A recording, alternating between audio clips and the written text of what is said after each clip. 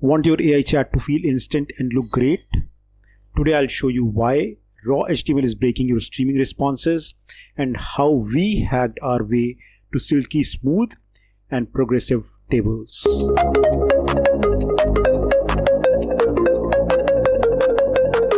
Hello and welcome again. I'm Pranjal, and in today's video I'm going to talk about how to make your AI applications look good and work super fast and do both of these things at the same time.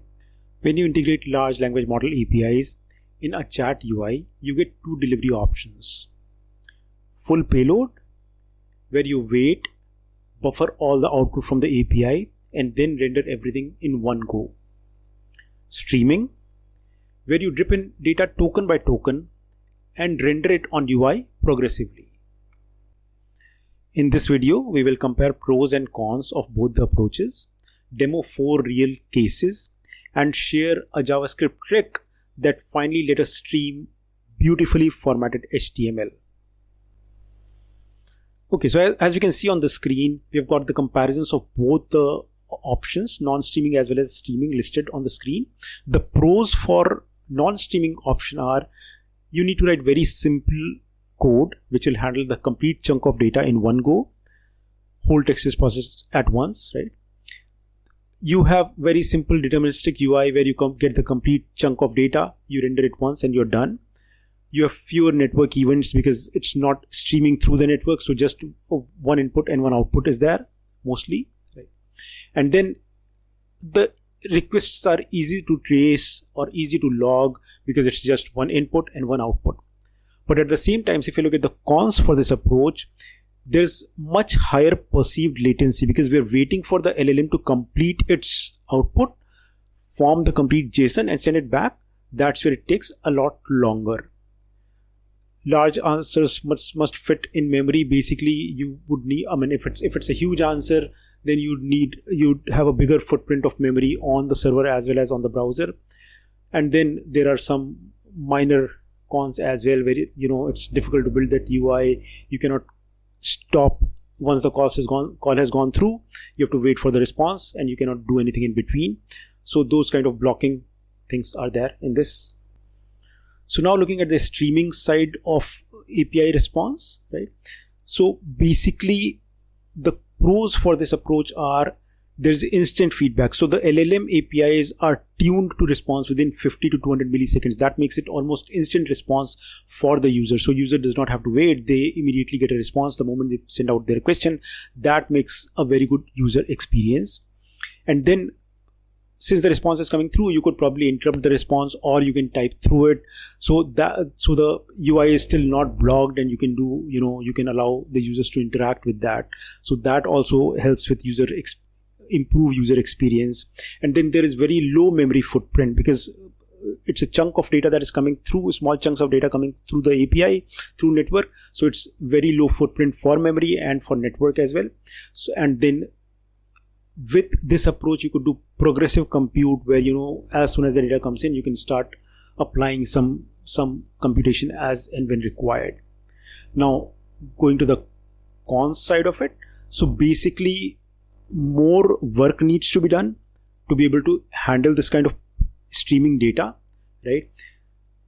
UI must handle partial and possibly invalid JSON because JSON is streaming through, so data is not fully formed, so you have to handle all of that, right?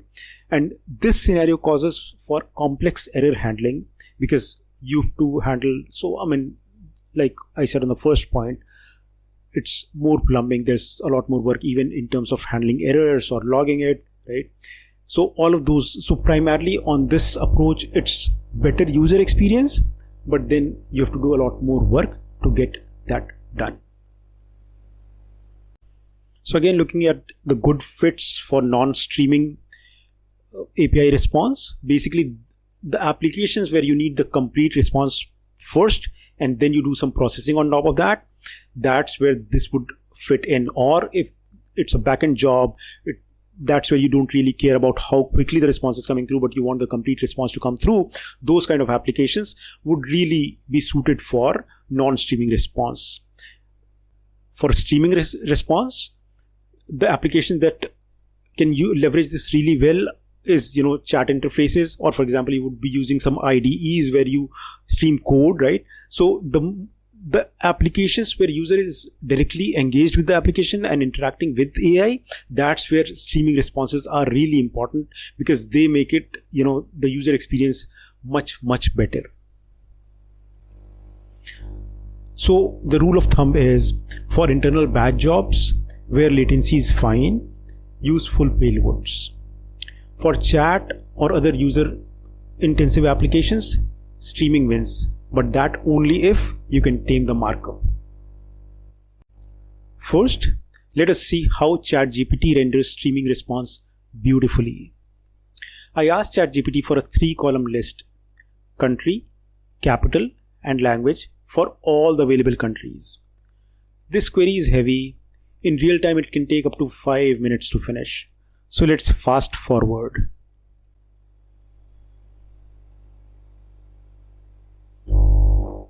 So initially model gathers data and then it starts streaming the raw text.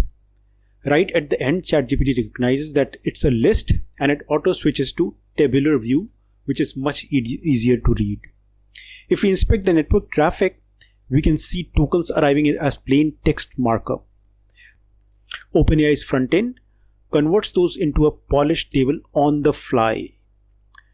Markdown alone gives a very decent structure, but OpenAI adds extra styling borders, row separators that makes the presentation look really nice. So the key takeaway here is, OpenAI is able to send the response really quickly once it has gathered the data, and it is able to render it beautifully in terms of table and the layouts there.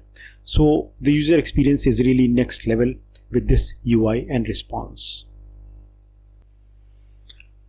So we want to achieve a similar UX as OpenAI with our chat interface. So let's see how the streaming HTML response shows up on our chat UI without any modifications.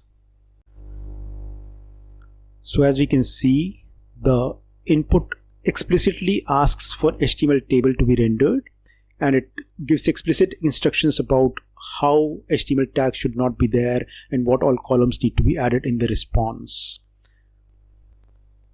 Because we're streaming, the browser shows tags as soon as they arrive. And that means user sees unreadable tag soup for first few seconds. Sure, it's fast, latency is low, but the content is useless until every tag lands.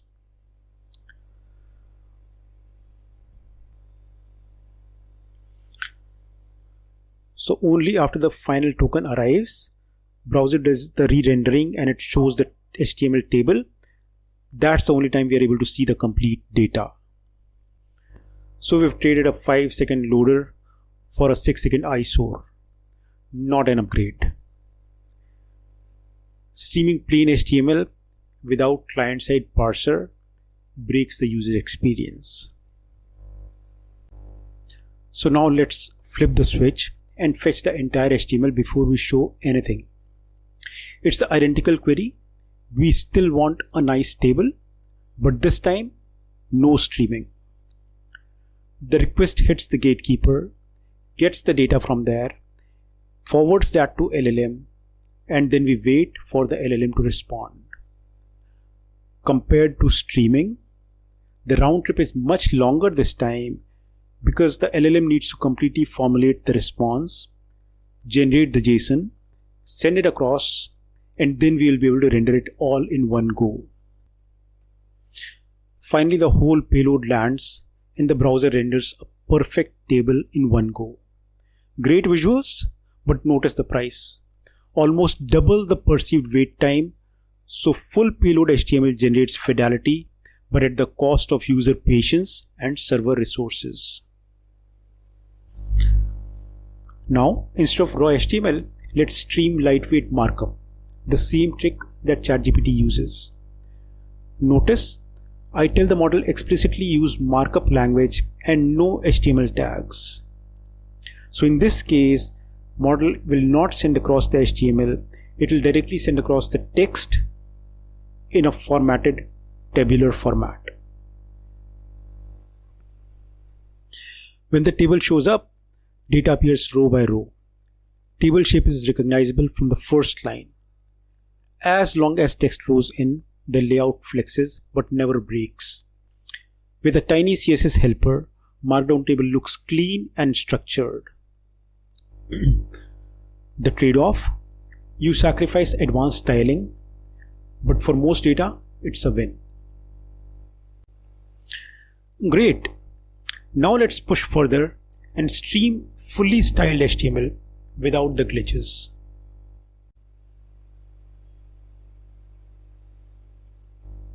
Here's the breakthrough. Streaming a fully styled HTML rendered on the fly. No prompt tweaks, no hidden flags. We ran the exact query that broke UX earlier.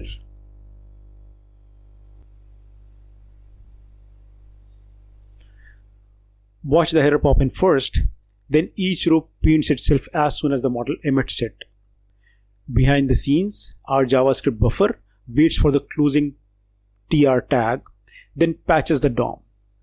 Compare that to the old tag soup disaster, the same speed now 100x more readable. Better yet, the table is interactive even before it's finished loading. So we finally get trifecta: fast, clean, and user-friendly. If you would like the JS file that we wrote to fix the UI, drop stream fix in the comments and we will send you the code. Thanks for watching. If this helped, smash the like button. Sub for more LLM deep dives, and happy streaming.